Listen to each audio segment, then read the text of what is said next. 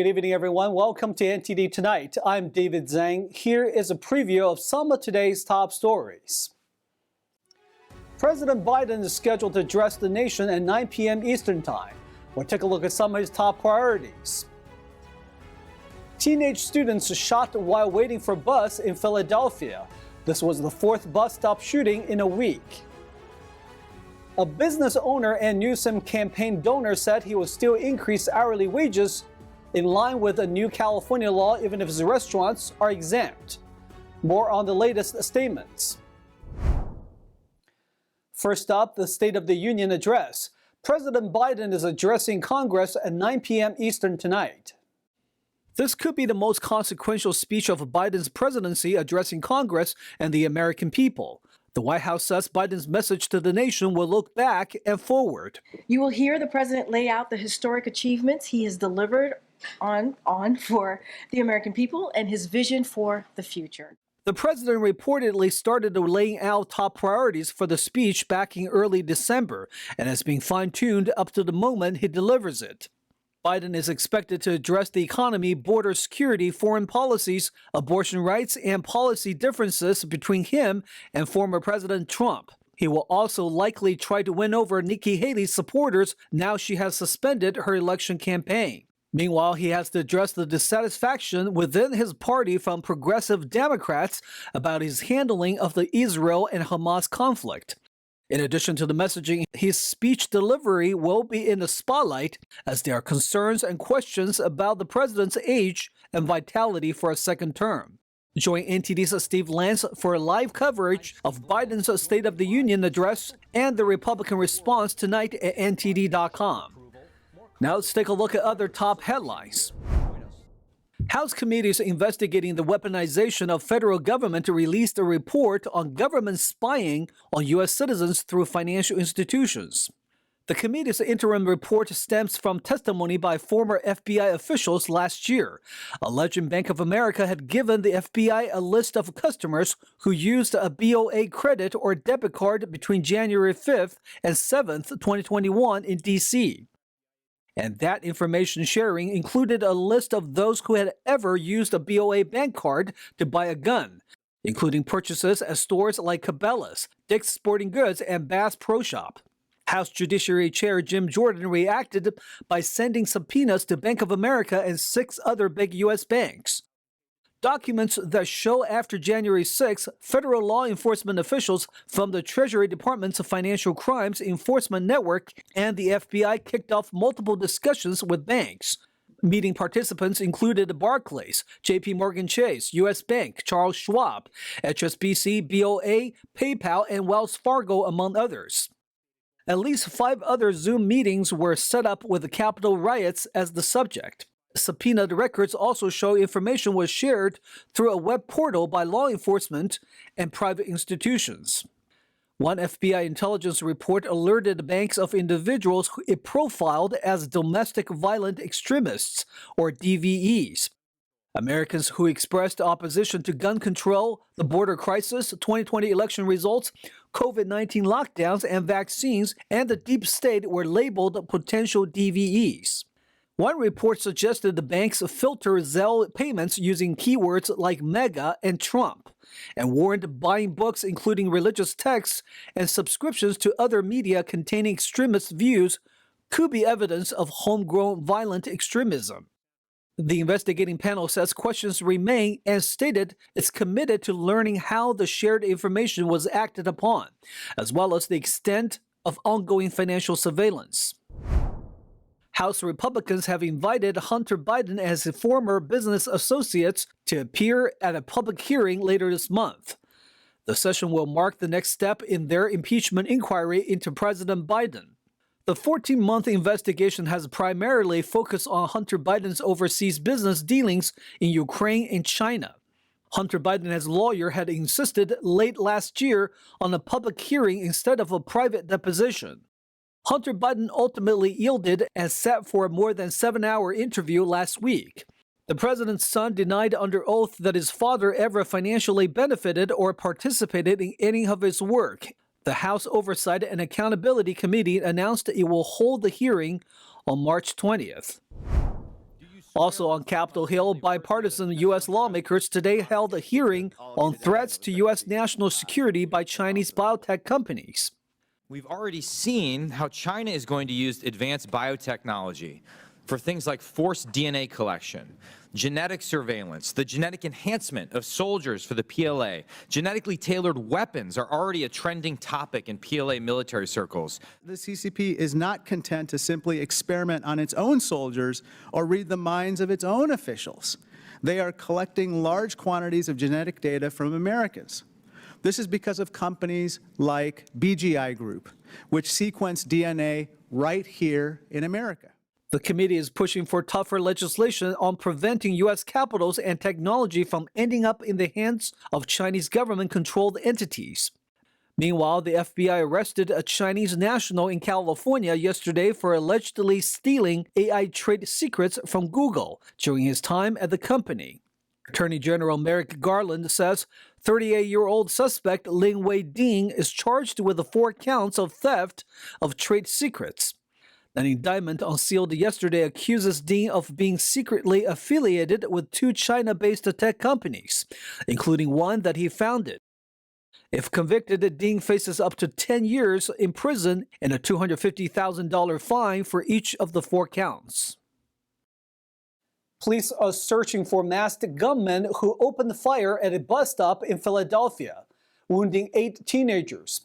NTD's Christina Corona has more on the story. 8 Philadelphia high school students were injured by gunfire while waiting for a city bus after classes Wednesday. Police say 3 individuals from a parked car fired over 30 rounds towards students boarding a bus around 3 p.m. At least 1 student was critically wounded, a 16-year-old who was hit 9 times. The others were in stable condition. Wednesday's shooting is the 4th involving a local SEPTA bus in a week. The 3 prior shootings were each fatal. And it's hard to sit here and see in 3 days that I have 11 juvenile shots who are going and coming from school. The cowardly acts that we've seen over the last 3 days are unacceptable. The downstream impact, when we do not address gun violence, when we do not address guns, is what we see today.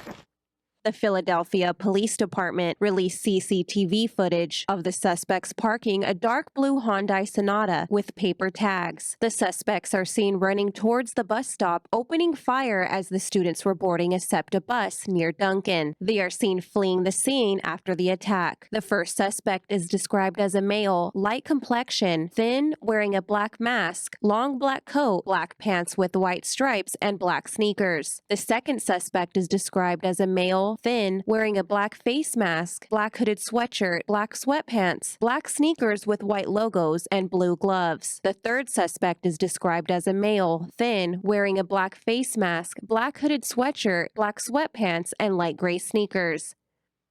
But we are going to ensure that every partner that we have, every resource that we need to solve this crime, to ensure that those who are responsible are held accountable. The victims ranged from 15 to 17 years old. Anyone with information on the suspects is urged to contact the Philadelphia Police Department. Christina Corona, NTD News. There has been ongoing scrutiny with an exemption written in California's new $20 fast food minimum wage law. Newsom's campaign donor Greg Flynn said he'd still pay workers $20 an hour even if his restaurants are exempt. NTD's Jason Blair has more. California's new $20 an hour minimum wage law for fast food workers goes into effect in April. California Governor Gavin Newsom has been criticized over an exemption in the law that seems to favor Panera Bread restaurants, letting them keep a $16 an hour minimum wage. So this carve-out exemption is so small, so niche, so unique that we don't really know why that business is exempt, and the governor is really not being transparent on that. A report by Bloomberg published on February 28th said that a Panera chain owner is a friend of Newsom and has donated $164,000 to his campaign. However, Newsom's office has denied the Panera connection to the exemption and said after review by their legal team, Panera doesn't look to be excluded. Greg Flynn, who owns 24 Panera Breads in California and has donated to Newsom, said in a statement on Tuesday that regardless if Panera is considered exempt or not, quote, California locations owned and operated by Flynn Group will increase all hourly pre-tip wages to $20 per hour or higher effective April 1st. In a February 29th statement, Flynn also said that an exemption would have little practical value as they would still need to offer workers competitive wages. The exemption in the law says that if an establishment produces and sells bread on site as a standalone item, such as a bakery, they can keep wages at $16 an hour. Many have said Panera appears to fit the description.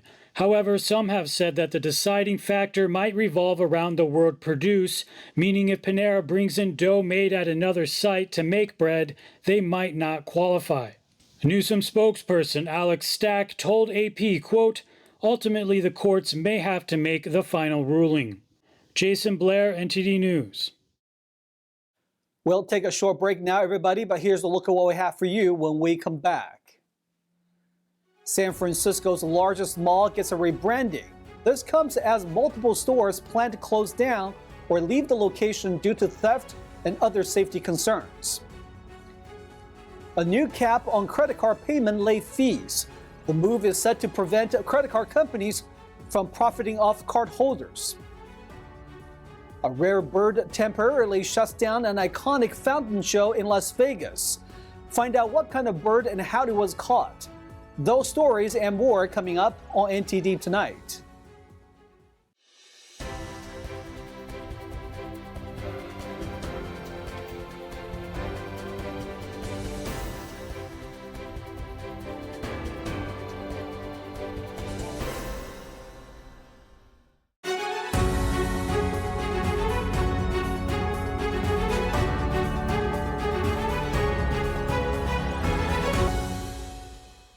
Welcome back to NTD Tonight. I'm your host, David Zhang.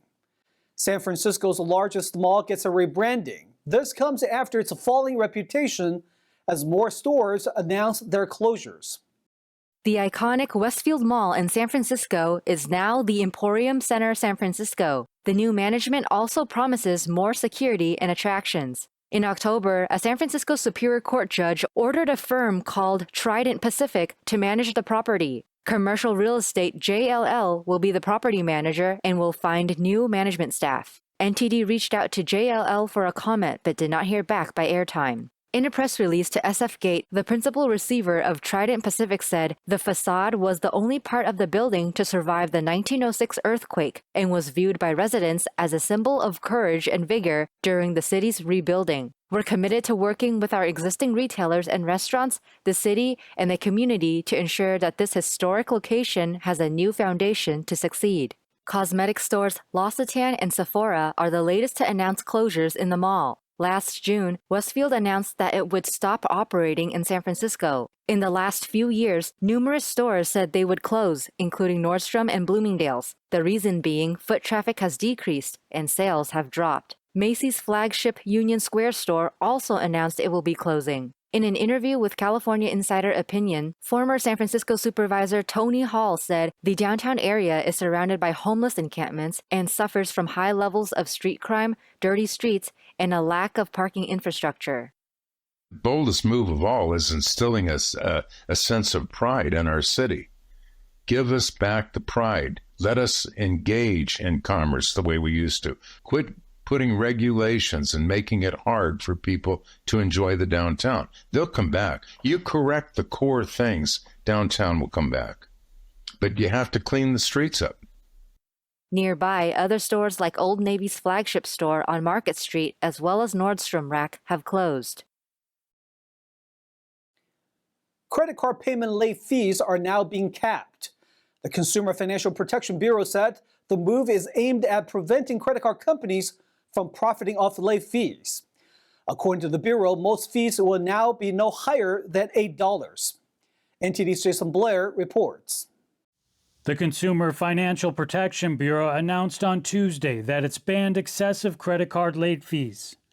They said it will lower a typical fee from $32 to $8 or a 75% drop. The Biden administration said that the ban is part of a broader effort to reduce price gouging practices. Late fees are now going down to $8, instead of the current average of $32 late fee payments. This action will collectively save families $10 billion in credit card late fees every year. The Bureau's director, Rohit Chopra, said in a Tuesday press release, quote, "For over a decade, credit card giants have been exploiting a loophole to harvest billions of dollars in junk fees from American consumers. Today's rule ends the era of big credit card companies hiding behind the excuse of inflation when they hike fees on borrowers and boost their own bottom lines." They said that now if companies want to raise their late fees, they will need to show that their recuperation costs associated with late payments require it. The new ban will only affect larger companies with more than 1 million accounts. According to the Bureau, these companies account for 95% of outstanding credit card balances. Jason Blair, NTD News. A rare bird made an appearance on the Las Vegas Strip, temporarily shutting down the Bellagio's iconic fountain show. Wildlife authorities were able to safely return the bird to a safer environment. A rare yellow-billed loon was seen swimming in the lake in front of the Bellagio in Las Vegas, where the casino showcases its popular fountain show. On Tuesday, the Bellagio posted on X, quote, "We are happy to welcome the most exclusive guests. The fountains of the Bellagio are paused as we work with state wildlife officials to rescue a yellow-billed loon, one of the 10 rarest birds in the U.S. The Nevada Department of Wildlife has released the bird into the wild.